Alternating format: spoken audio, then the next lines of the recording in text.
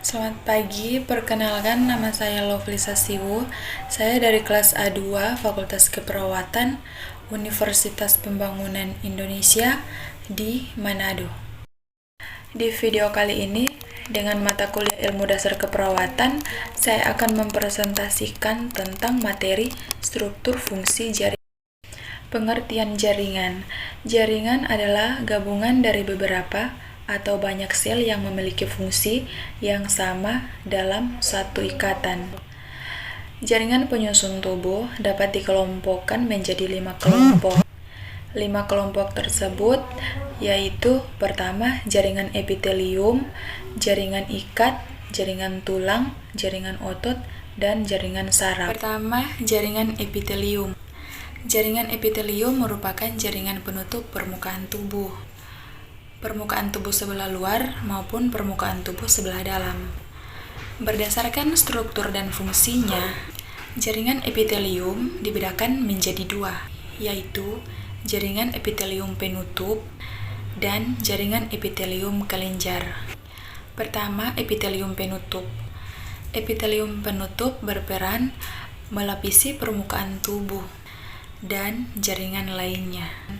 Terdapat di permukaan tubuh, permukaan organ, melapisi rongga, atau merupakan lapisan di sebelah dalam dari saluran yang ada pada tubuh. Dan yang kedua, epitelium kelenjar. Epitelium kelenjar tersusun oleh sel-sel khusus yang mampu menghasilkan sekret atau getah cair. Getah cair ini berbeda dengan darah. Dan yang kedua, jaringan ikat.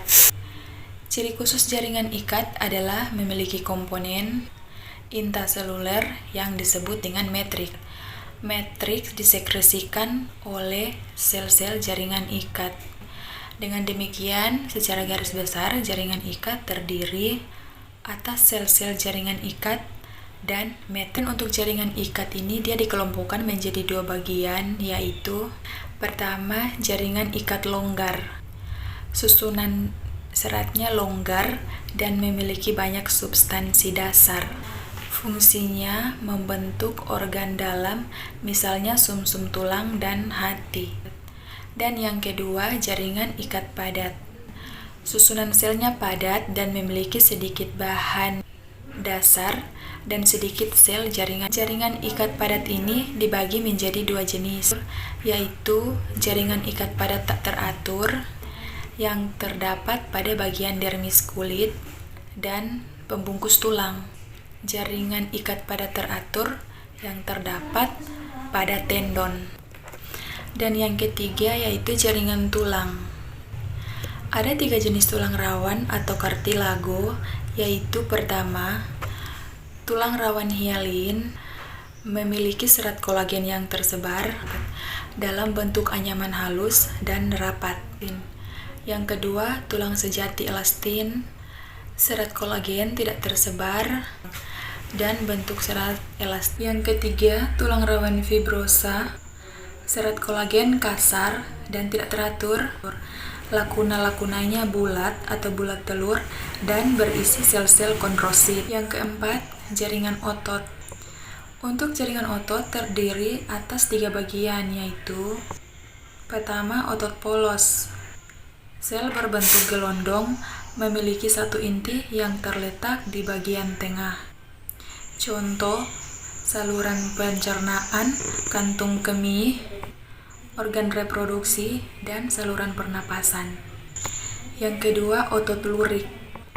Sel berbentuk silinder yang panjang dan tidak bercabang, memiliki banyak inti sel yang terletak di bagian sel-sel. Yang ketiga, otot jantung. Sel otot jantung membentuk rantai dan sering bercabang 2 atau lebih, membentuk sinisitium.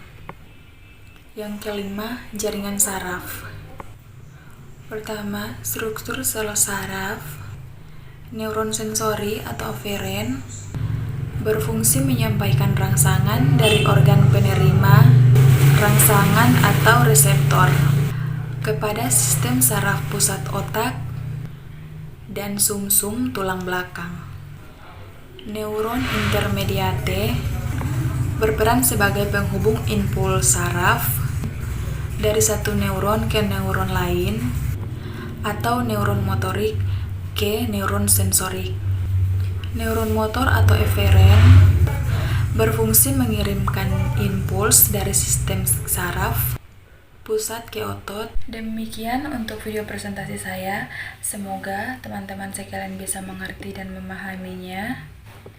Dan lewat video kali ini juga, saya ingin mengajak teman-teman sekalian untuk bergabung bersama kami di kampus kami, Kampus Universitas Pembangunan Indonesia yang berada di Manado.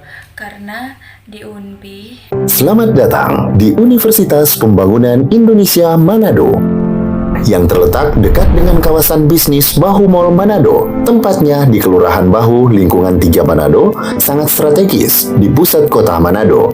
Dibangun di atas lahan seluas 2,5 hektar, Universitas Pembangunan Indonesia Manado berdiri megah dengan ruangan 7 lantai, terdiri dari ruangan kelas, ruangan kantor, perpustakaan, laboratorium komputer, laboratorium keperawatan, pengadilan semu, dan laboratorium bahasa, kantin, serta rooftop di lantai atas.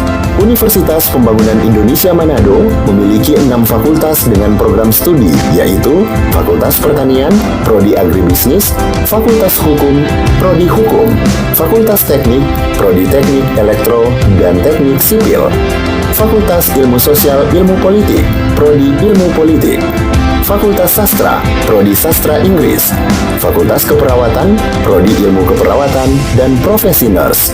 Didukung oleh sumber daya manusia yang berkompeten dan tersertifikasi, Universitas Pembangunan Indonesia Manado memiliki dosen dan tenaga kependidikan dengan latar belakang S2 dan S3 lulusan dalam dan luar negeri. Proses belajar mengajar dilaksanakan dengan teknologi informasi merujuk perkembangan dunia modern saat ini, dilakukan dengan sistem e-learning dan sistem ujian online atau ULAIN. Hasil tracer student Universitas Pembangunan Indonesia Manado dan fakultas menyebutkan lulusan UNPI sudah tersebar di dalam dan luar negeri.